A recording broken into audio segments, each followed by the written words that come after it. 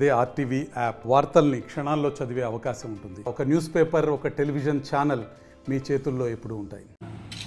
మన మాజీ ఎమ్మెల్యే సుధీర్ రెడ్డి ఎర్రగుంటలో ప్రెస్ మీట్ ఇవ్వడం జరిగింది. 8 నెలల తర్వాత ఆయన ప్రజల్లోకి వచ్చి ఒక ప్రెస్ మీట్ ద్వారా బాధపడుతున్నట్టు మాట్లాడుతున్నారు. ఆయన ఏం బాధపడాల్సిన అవసరం ఏం లేదు. 8 నెలల్లో మన జమ్మలమడుగు తాలూకాలో ఆదినారాయణ రెడ్డి గారు ఎటువంటి సంక్షేమ డెవలప్మెంట్ కార్యక్రమాలు చేశారు. ఆయన కళ్ళకు కనపరిచేట్టు కనపడుతున్నాయి. అటు ఎర్రగుంటలో ఇటు జమ్మలమడుగులో. ఆయన ఇంకా జమ్మలమడుగు రానట్టుంది. ఇక్కడ కూడా వచ్చి ఒకసారి సందర్శిస్తే ఇంకా బాగుంటుంది. అతను కూడా సంతోషపడే విధంగా ఇక్కడ డెవలప్మెంట్ కార్యక్రమాలు జరుగుతున్నాయి. ఒక మాజీ ఎమ్మెల్యే నేను బాధపడుతున్నట్టు ఆ విధంగా మాట్లాడాల్సిన ఫ్రస్ట్రేషన్లో మాట్లాడాల్సిన అవసరం లేదు. డెవలప్మెంట్ జరుగుతుంటే సంతోషపడాలి ఎవరైనా కానీ. అట్లే ప్రతి నాయకుడికి ధర్మరాజు చెప్పినట్టు కించిత్ కఠినం కూడా అవసరమే. గతంలో ఈ సుధీర్ రెడ్డి చేసిన ఆగడాలు, అతని అల్లరి మాటలు, అల్లరి చేష్టలు, అతనికి బుద్ధి రావాలనే ఉద్దేశంతోనే మా ఎమ్మెల్యే గారు ఘాటుగా స్పందించారు. మన సుధీర్ రెడ్డి గారు వైఎస్ఆర్ ప్రతినిధిగా ఉన్నాడు. రమేష్ నాయుడు కూడా వెంట వేసుకొని మాట్లాడుతున్నాడు. బాగానే సంబంధాలు రమేష్ నాయుడు వైఎస్ఆర్ పార్టీతో కొనసాగిస్తున్నట్లుంది. దీన్ని బట్టి మన జమ్మలమడుగులో అట PMAY ఎన్టీఆర్ హౌసెస్ దగ్గరికి మన విలేకరులను కూడా తీసుకొని పోవడం జరిగింది. నేను మన ఎమ్మెల్యే గారు పైప్ లైన్ వేయించడం కానీ, మంచినీళ్లకు తర్వాత గ్రావెల్ రోడ్డు నిర్మాణం కానీ కల్లారా మీరు చూశారు.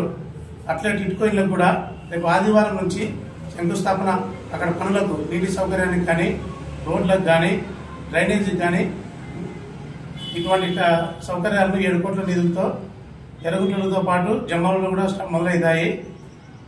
మన జమ్మలమడుగులో సొంత నిధులతో కస్తూర్బా గుడం చెరువులో కానీ, పెద్ద బస్సుల్లో కానీ, పూలే హాస్టల్, ఈ 3 హాస్టల్లో సొంత నిధులతో ఆదినారాయణ రెడ్డి గారి సొంత నిధులతో డెవలప్మెంట్ జరిగింది.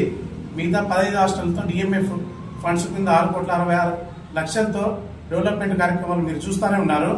అట్లే జిల్లాలో ఎక్కడ లేని విధంగా 3వసారి మనకు NRGS నిధులు కలెక్టర్ గారు 13.5 కోట్లు శాంక్షన్ చేయడం జరిగింది. దాంట్లో 6 గ్రావెల్ రోడ్లు, BT రోడ్లు కూడా ఉన్నాయి. ఇప్పటి వరకు మనం జమ్మలమడుగు తాలూకాలో ఫేజ్ 1 పులివెందుల డివిజన్తో పాటు జమ్మలమడుగు డివిజన్లో, పొద్దుటూరు డివిజన్లో 84 రోడ్లు BT ప్యాచ్ రోడ్లన్నీ మంత్ ఎండింగ్ మొత్తం పూర్తవుతాయి. 84లో 80 కంప్లీట్ చేశాం. 4 రోడ్లే ఉన్నాయి. ఈ విధంగా జమ్మలమడుగులో అభివృద్ధి, సంక్షేమం ముందుకు దూసుకుపోతుంటే ప్రత్యర్థులు వాళ్ళు ఈర్ష్యపడి వాళ్ళు ప్రతి క్షణం మాట్లాడుతుంటే ప్రజలేం వాళ్ళనేం భుజాల మీద ఎత్తుకునేది ఉండదు. ప్రజలు తిరుగుబాటు చేశారు. వాళ్ళు బాధపడ్డం కాదు, వాళ్ళు సుధీర్ రెడ్డి అమూల్యమైన 5 ఏళ్ల కాలం అతను నాశనం చేశాడు. జమ్మలమడుగులో ఎటువంటి ఒక శంకుస్థాపన చేయలేడు. అతని అల్లరి మాటలతో ప్రజలు విసుగు చెందినారు. ఇప్పటికైనా అతను బుద్ధి తెచ్చుకొని కొంచెం మంచిగా. సుధీర్ రెడ్డి కాదు, వైఎస్ఆర్ పార్టీ ఎవరికి లేదు. మళ్ళీ ఏదో రమేష్ అన్నతో మేము 14 మేము గెలిచామంట.